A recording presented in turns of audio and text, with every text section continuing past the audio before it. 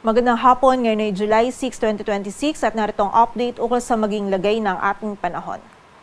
Easterlies pa rin yung nakakaapekto sa eastern sections ng northern at central Luzon. Base po dito sa ating latest satellite animation, may mga patches tayo ng convective clouds sa iba't ibang bahagi ng ating bansa. Kung meron po tayong mga pagulan na mararanasan ngayong hapon at gabi, mostly ito po ay mga isolated o yung mga biglaang pagulan, paggilat at paggulong na dulot ng easterlies at ng mga localized thunderstorms. And possible pa rin po yung short period ng malakas na pagulan, kaya doble ingat pa rin para sa ating mga kababayan. And may kita din po natin dito sa ating latest satellite animation itong circulation sa labas ng ating area of responsibility. Ito po ay si Super Typhoon na may international name na Bavi.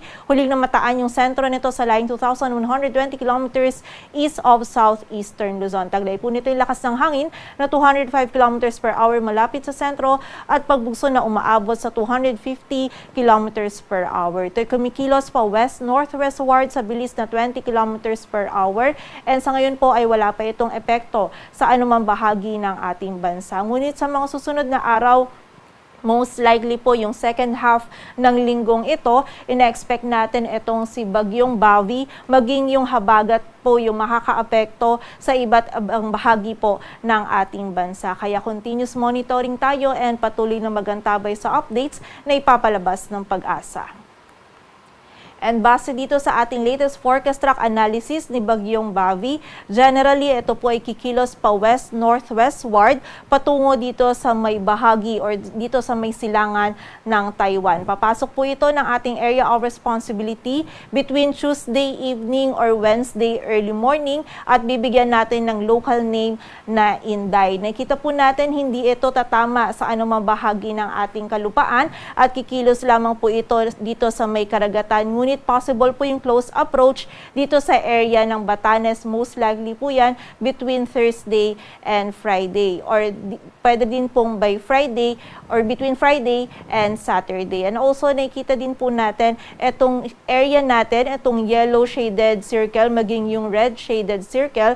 Dito po na mararanasan yung mga malalakas hanggang sa mga matitindi pong hangin na dala ni Bagyong Bavi. So mapapansin po natin medyo malawak yung sakop nito. Kaya ina-expect natin kahit po hindi ito tatama sa anumang bahagi ng ating kalupaan, ay magtataas pa rin po tayo ng wind signals dito sa may northern at eastern portion po ng northern Luzon. Early as possible po yan by Tuesday night or Wednesday early morning. And mararamdaman po itong mga malakas na hangin and also yung mga pag-ulan na dala ni Bagyong Bavi, mostly dito sa may Cagayan Valley by Friday po or between Thursday and Friday. So pag-iingat po para sa ating mga kababayan. And also may kita din natin dito sa ating latest track image, itong tinatawag natin na cone of confidence. So posible pong mas maging mataas or mas maging mababa pa yung track ni Bagyong Bavi. Kapag po naging mas mababa pa yung track nito, hindi rin natin niro-rule out yung possibility na magtaas din tayo ng wind signals dito sa may eastern sections ng southern Luzon at Visayas. Most likely din po yan by Tuesday night or Wednesday early morning. Though sa ngayon po nakikita natin na less likely pa yung ganitong scenario. So continuous monitoring lang po tayo and magantabi pa rin sa updates na ipapalabas ng Pag-asa. And bukod din po dito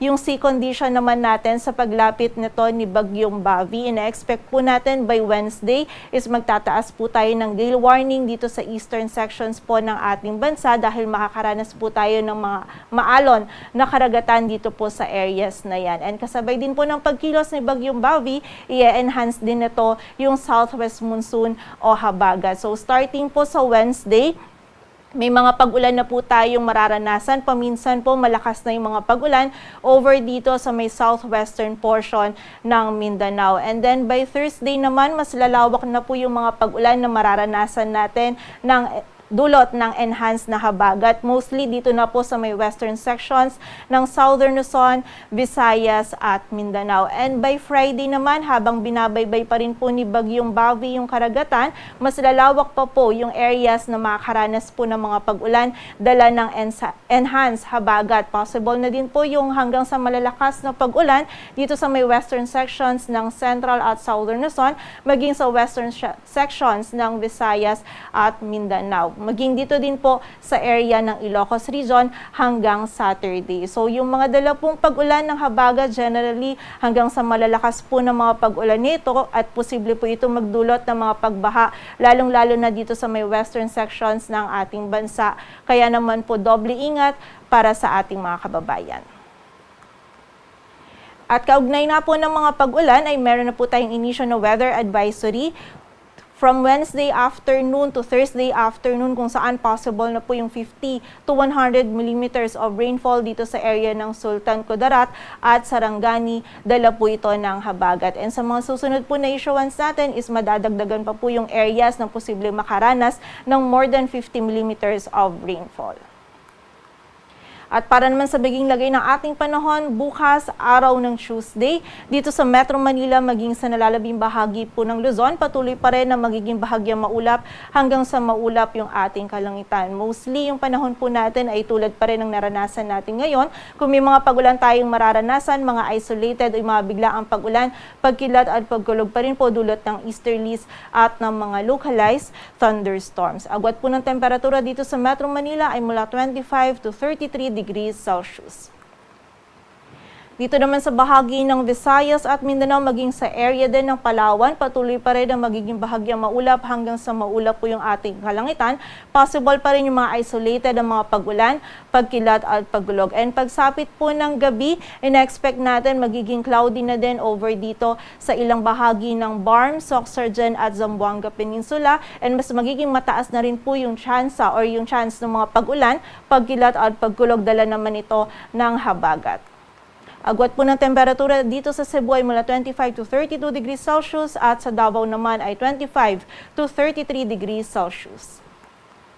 Sa lagay naman ng dagat baybayin ng ating bansa, wala po tayong nakataas na gale warning kaya malaya makapalaot yung mga kababayan nating mga isda, pati na rin yung may mga maliliit na sasakyang pandagat. Pero most likely po by Wednesday is mag-issue na tayo ng gale warning over dito sa may eastern seaboards ng ating bansa kung saan magiging maalon po yung lagay ng ating karagatan sa paglapit or sa pagpasok ni Bagyong Bobby dito sa ating area of responsibility.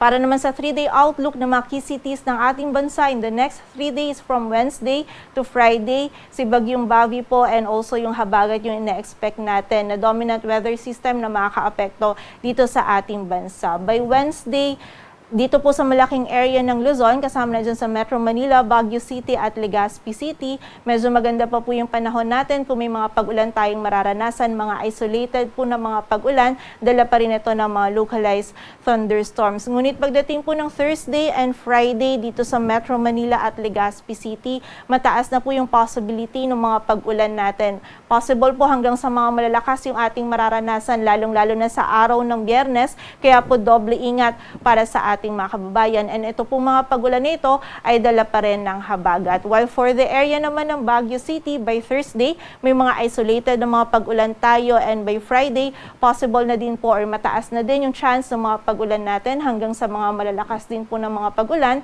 dala ng habagat. Agwat po ng temperatura sa Metro Manila ay mula 25 to 32 degrees Celsius, sa Baguio City ay 17 to 25, sa Legazpi City naman ay 24 to 33 degrees Celsius.